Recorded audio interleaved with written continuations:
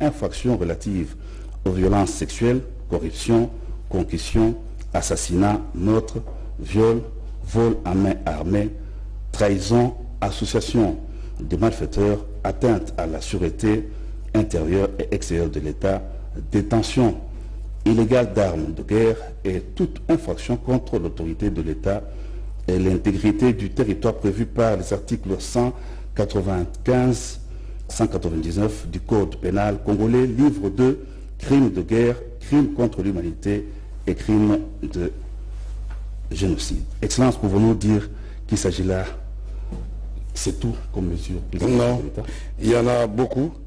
Et il y a des mesures qui sont de la compétence du ministre d'État de la Justice, garde des Sceaux.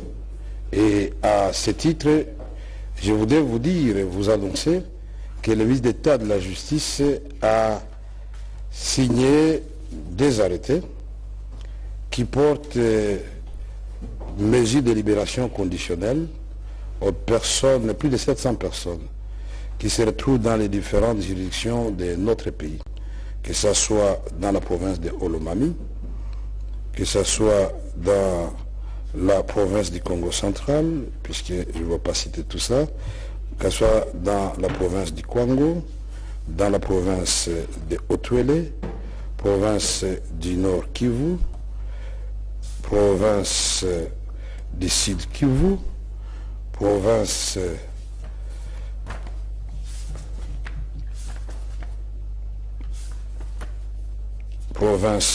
de Kinshasa.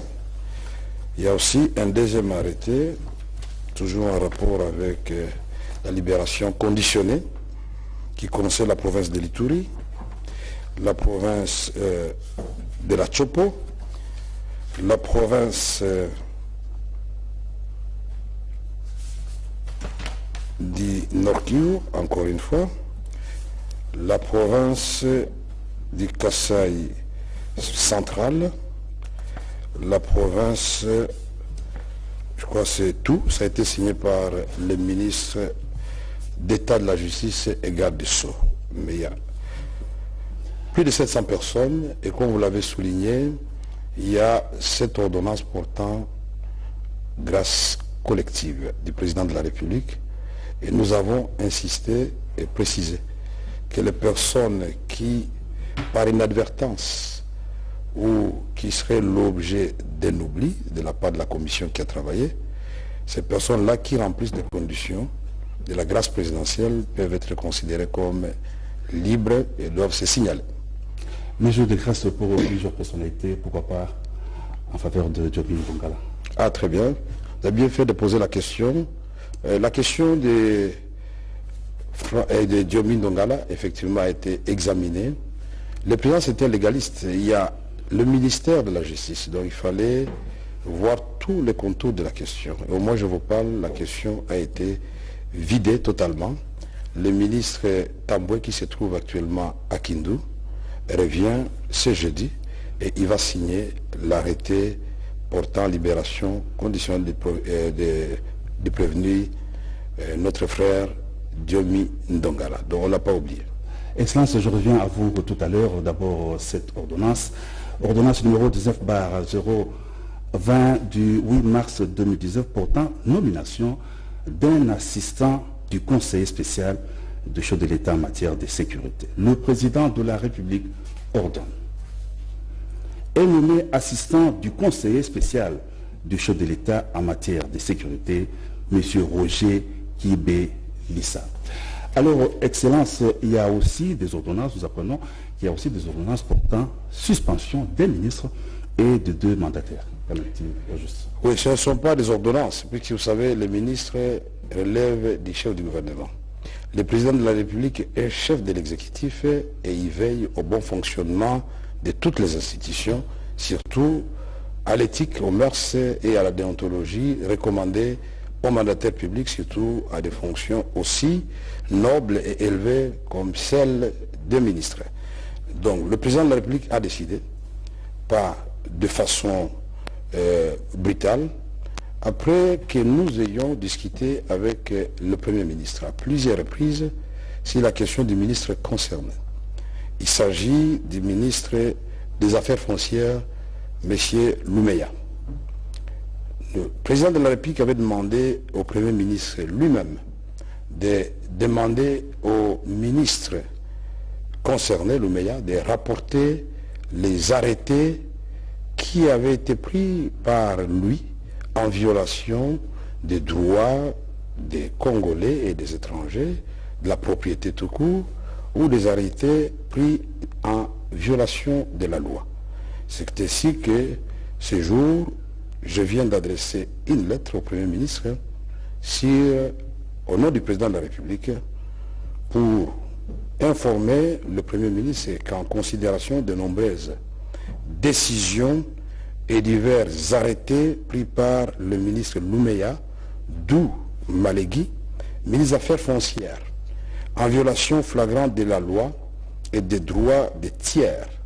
Son Excellence, Monsieur le Président de la République, chef de l'État, me charge, là je m'adresse au Premier ministre, de vous instruire de procéder toutes affaires cessantes à la suspension de l'intéressé de toutes ses fonctions de ministre des Affaires foncières et de requérir le procureur général près la Cour de cassation pour l'ouverture d'un dossier judiciaire contre ce ministre. Donc ça, c'est une première action contre l'impunité. Parce que nous ne pouvons pas comprendre que nous ayons tenu plusieurs réunions pour demander au ministre de rapporter ces arrêtés sur des lotissements à des endroits interdits, sur l'expropriation des citoyens. Le ministre ne fait rien. C'est l'insubordination. Et quand le Premier ministre, à son tour, ne prend pas de décision, le président s'assume. Et donc, vous pouvez considérer qu'à dater de ce jour, le ministre est effectivement suspendu et une action judiciaire sera ouverte à son encontre. Nous avons aussi, aujourd'hui, adressé à Monsieur le Président de l'autorité de régulation de la poste et des télécommunications au Congo, APTC en sigle, qui relève de la présidence de la République. Nous avons adressé une suspension de toutes ses fonctions à la suite des indices sérieux d'actes de mégestion à sa charge et tenant compte de l'insubordination dont l'intéressé a fait montre vis-à-vis de la hiérarchie. Et donc, à dater de la publication de cette lettre que je lui ai adressée, il s'agit d'une mesure très, très importante pour que tous les autres mandataires publics comprennent que c'est effectivement la fin de la récréation. À partir de ce moment, c'est son vice-président qui va assumer son intérim. Nous avons aussi une autre lettre de suspension que nous avons adressée ce jour au Premier ministre, chef du gouvernement. Vous avez posé la question pourquoi pour l'ARPTC, nous avons pris la décision directement et adressée à l'intéressé, mais pour l'entreprise qui sera concernée tout à l'heure, nous passons par le Premier ministre, parce que c'est une entreprise qui est sous tutelle du portefeuille et des ministères des Travaux publics, donc le chef du gouvernement doit instruire les ministres concernés pour matérialiser ou prendre acte de la décision du président de la République. Il s'agit de la suspension du directeur général et du directeur général adjoint de la Société congolaise de transport et port, ex-ONATRA.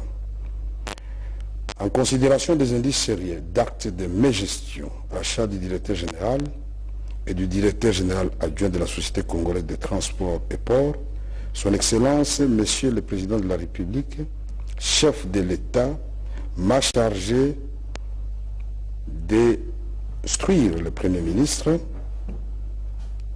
qui va à son tour instruire le vice-premier ministre, le ministre des Transports et Communications, et Madame le ministre du portefeuille de procéder toutes affaires cessantes à la suspension des intéressés de leurs fonctions de directeur général et de directeur général adjoint et d'y diligenter une mission d'audit Voilà, la série va certainement continuer, mais nous n'avons pas fait de l'arbitraire. Donc pour arriver à ces mesures, nous avons pris un mois. Et donc nous avons des documents, nous avons des rapports, et le droit à la défense est garanti à tout citoyen congolais, la présomption d'innocence. Là maintenant ça devient le travail du procureur près la Cour de cassation. Séparation des pouvoirs oblige. Oui, Excellence, ce n'est pas tous les jours qu'on vous reçoit sur ces plateaux.